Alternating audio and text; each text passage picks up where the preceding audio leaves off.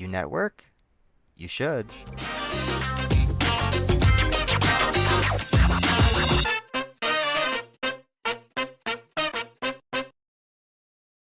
Welcome to You Network. I'm Dan O'Malley, author of Networking Made Simple, your easy to follow guide to making quality career connections. My mission is to make networking less stressful and more fun. Let's go. In today's tip, we'll talk about more places to find quality connections offline in real life. Today's talk is with Kai Tran, co-founder and product designer of Sprintfolio and senior creative designer at USAA. Today's tool will help you establish a presence with future connections on LinkedIn. Let's get into today's tip. So last week we talked about creating more opportunities in real life. So today we'll talk about creating even more opportunities. So what do I mean by that? Take a class. Do you want to learn how to cook, speak Spanish, Tango? You'll be amongst like-minded people also interested in personal growth and have an immediate connection. Classes do cost money, so I'd suggest checking out Groupon to get deals on classes.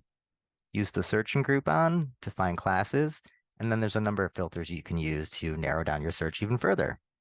So why don't you tango your way to your next referral? Today's guest is a very busy person with an interesting career path. So we really appreciate her taking the time to speak with us. I think you're really going to enjoy today's talk with Kai Tran. All right, well, welcome, Kai. Thank you so much for taking the time to meet with me today and share your advice and tips for our audience, anyone that's listening or watching. So are you ready to get started? Yeah, thank you for having me here. I'm really excited. Of course, yeah, great. Cool. So first question, what title or titles do you give yourself or you'd be happy others refer to you as?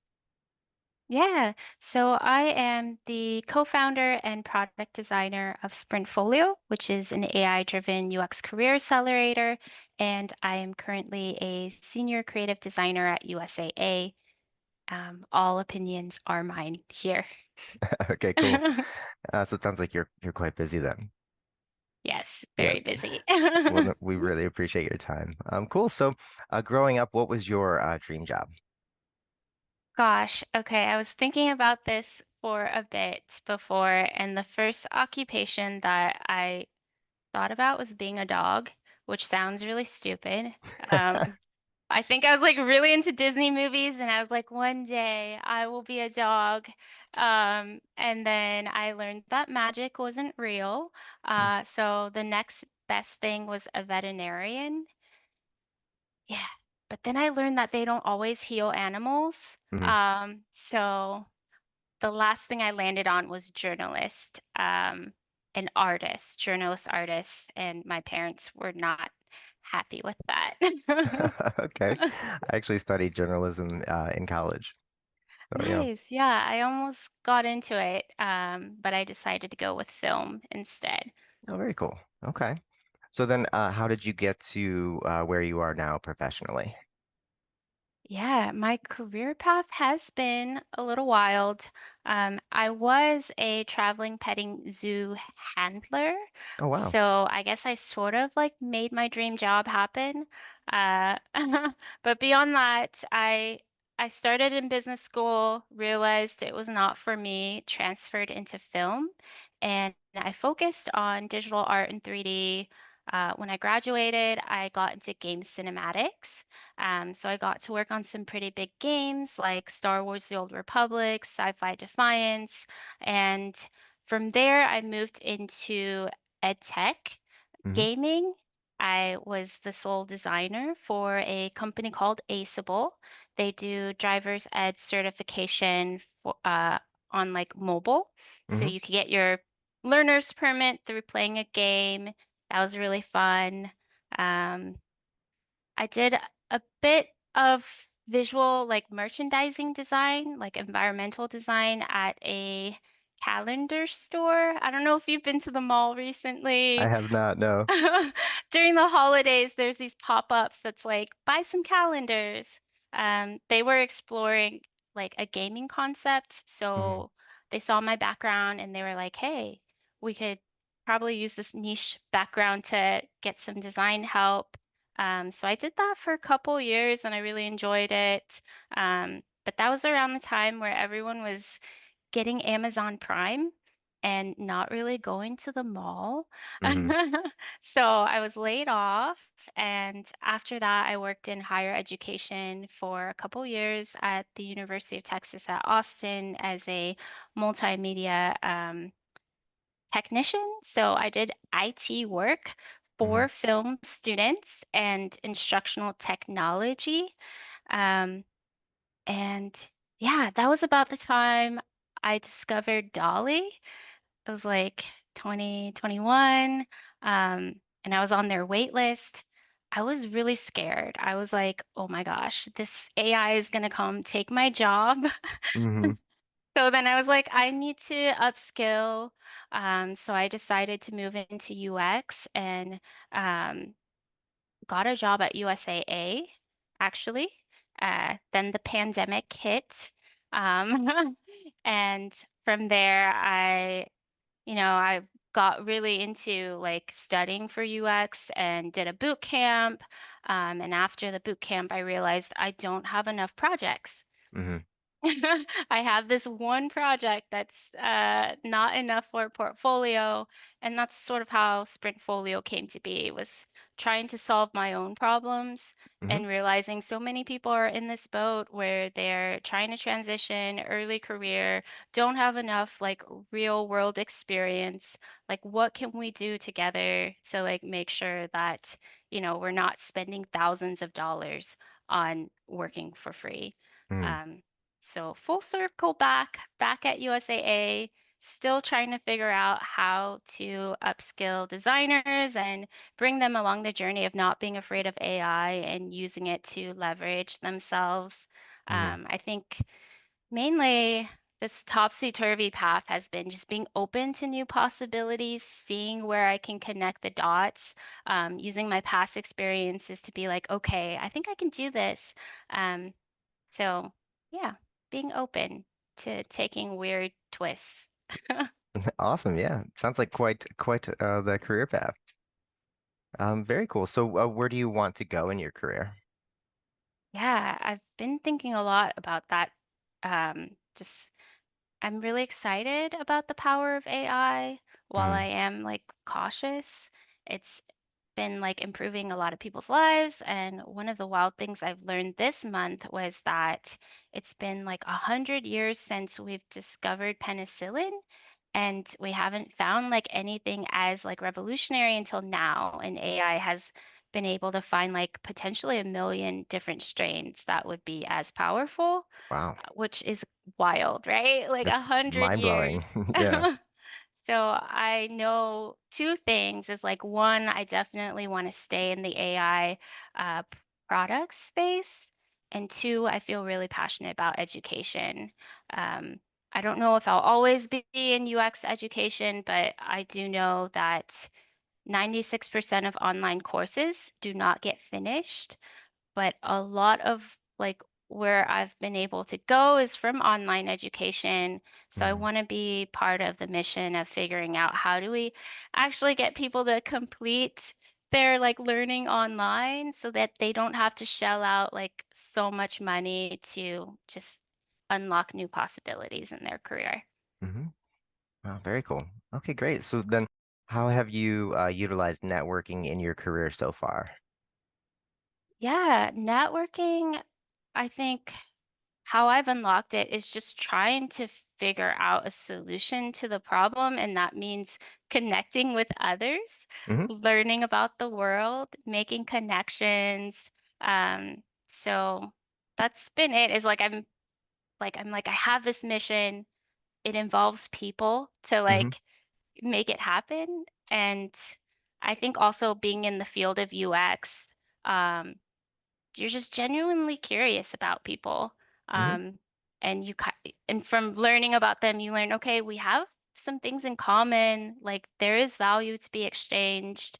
So I feel like it's a lot of just like community building. I was surprised when you asked me to be on this channel because I was like, networking, do I do that?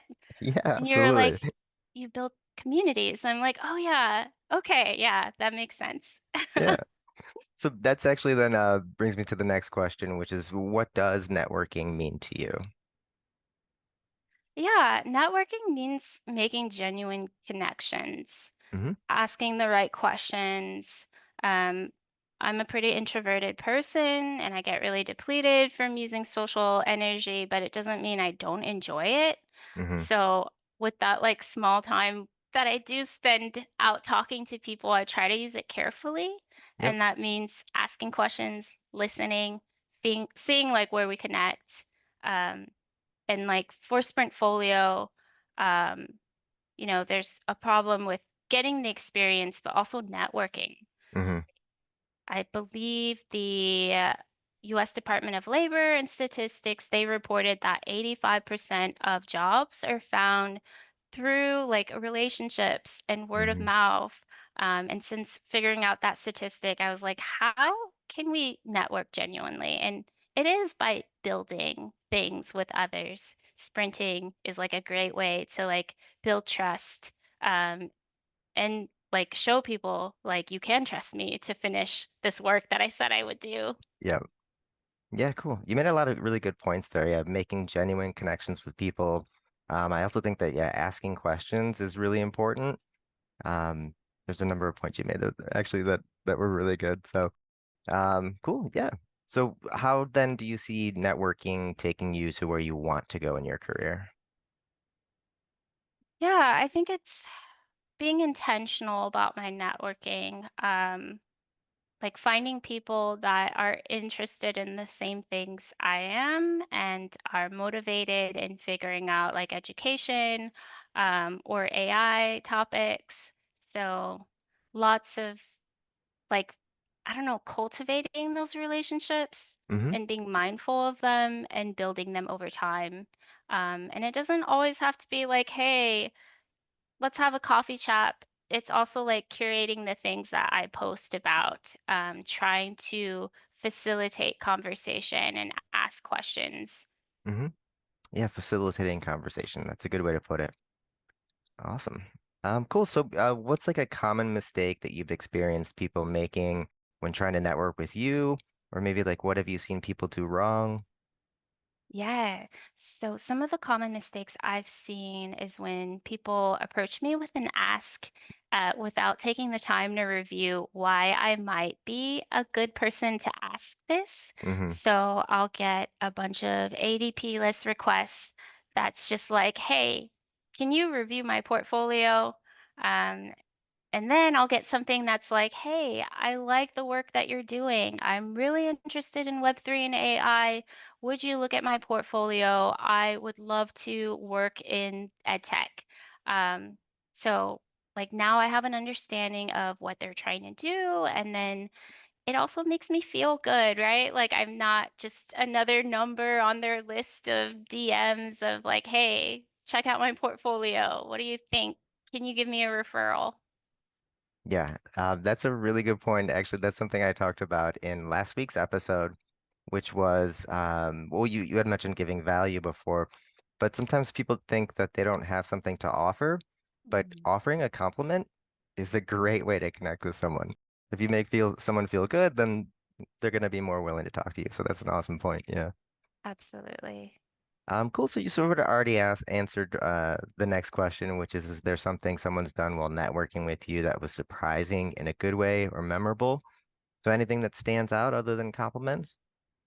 Yeah. So one of my New Year's resolutions this year was to follow 50 designers and check in with them every month for an Hmm. entire year to learn about how they're doing with their professional goals, like what are their pain points and motivations in their journey. And one designer on my list was in job search mode. He created a monthly emailing list to let people know about how his job search was going. So every month he would be like, I applied to this many places. These are my successes. Here's some failures. this is what I'm looking for. So every month I was reminded of like what types of jobs he was looking for, which was helpful because I would be on the lookout and then be able to send him some things and reference his newsletter. So I thought that was really cool and unique. Definitely, yeah. I've never heard of anyone doing that, and I think that's a great idea. Very Yeah. cool. So do you have a method of organizing and maintaining your network connections? Do you use any tools for that? Yeah, I have a Notion database where I'll put in like where we met, some notes about like our conversation, and I just add to the list like when we meet again, update what we talked about. Um, so that's, yeah, you can do Hmm. it in Google, Excel, really anywhere. Yep, absolutely. Cool. Great. So like the last set of questions here is a little bit of a lightning round. So however you interpret the question and just kind of quick answers. Are you ready? Yeah, let's do it. Cool. So pen or pencil? Head, Go to comfort food. mac and cheese, Favorite time of day. golden hour, Favorite app. Notion. Favorite place. I don't know, in my bed. That's cool. Favorite curse word. I immediately thought of bullocks, but I don't even say that. It Okay. is a lightning round. Sure. Yeah. No, that's a good one. Cool. And last one, pineapple on pizza, yes or no? Absolutely. With Okay. jalapenos. It's the way to go. Cool. Awesome. Great. Well, is there anything that you want to share, plug, people to check out, ways to connect with you? Yeah, so Sprintfolio is starting a like 1 week sprints starting on the 15th. So you'll be linked up with a real company. By the end of the week, you'll have a project to show them. The first company coming up is Loot God. It's a Web3 e-commerce website. So it's a great place for like NFT artists to actually print their materials in the real world and sell like mugs and tote bags. So if you want to sign up, just head over to sprintfolio.com. And then a second thing is for my Build Space project, I'm working on a newsletter for designers to learn about coding. I think that I've been following Jacob Nielsen closely about his like predictions about AI and UX Hmm. and his push for people to be more technical and um, work closely with developers. So if anyone is interested in learning about how to get started or to stay motivated, I'm not promising to teach anyone JavaScript. I'm just trying to get you like ready to do it. So if you're interested, it's at howdyimkai.substack.com. Very cool. So I'll put links to both of those in the description, and I can say that I read the first newsletter and it was fantastic, so I highly recommend it. Yay, awesome. Thank you. Sure. Cool. Well, thank you so much for taking the time to speak with us and share your advice and tips. We really appreciate it. Yeah, thanks for having me. Appreciate your time as well, Dan. Let's look at today's top takeaways from our talk. Be open to new possibilities. Remember that networking is about exchanging value. Ask questions to see where you connect. Comment on connections LinkedIn posts. That can help build the relationship. Give compliments. Keep notes on your interactions with your networking connections. What was your top takeaway from today's talk? Leave it in the comments. Emerging UX designers, check out sprintfolio.com. And if you're interested in Kai's coding journey, check out her newsletter. I can vouch it's fantastic. Links are in the description. Today's tool will help you establish a presence with people you want to connect with on LinkedIn. Before you send a connection request, you want them to be aware of who you are. So how do you do that? I'll show you.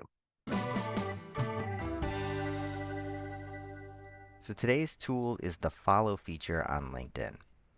We're going to use advice from Elena, who we spoke with in a previous video, and from Kai, who we spoke with today.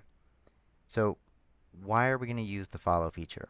Well, before you send a connection request, it's a good idea to make that person aware of who you are so they become familiar with you, so that when you do send the connection request, they know who you are. We're going to talk about best practice for sending a connection request in a future video. So we've talked about this in a previous video, but we're going to find a quality connection. So I am a UX designer, so we'll use Elena's advice and speak to someone who's not a UX designer. We'll look for not product designers. We're going to look for a product manager. So when you work in a cross-functional team, UX designers, product managers, and software engineers work together. And then we're going to find people. And we see 5 million results.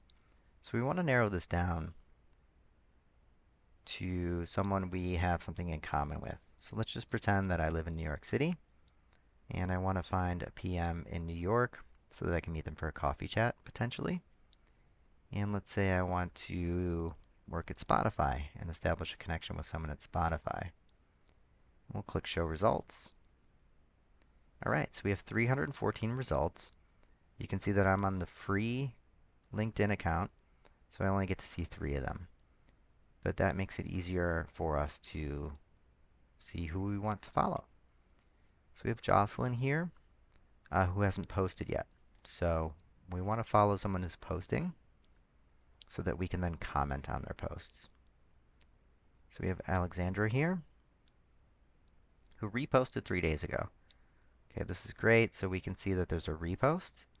So what we want to do then, and you can do this here, or on her profile, you'll see connect, message, more, and we can click follow. So we're going to go ahead and click follow. So now we'll see Alexandra's posts or reposts in our feed.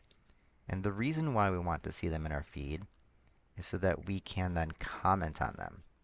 So you want to read the post and put a comment, a thoughtful comment, so that they become aware of who you are. And hopefully they'll reply to your comments and you can establish a connection that way. So today's tool is the follow feature on LinkedIn.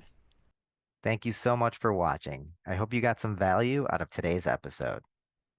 Leave a comment with what aspect of networking you struggle with most, and we'll try to cover that topic soon.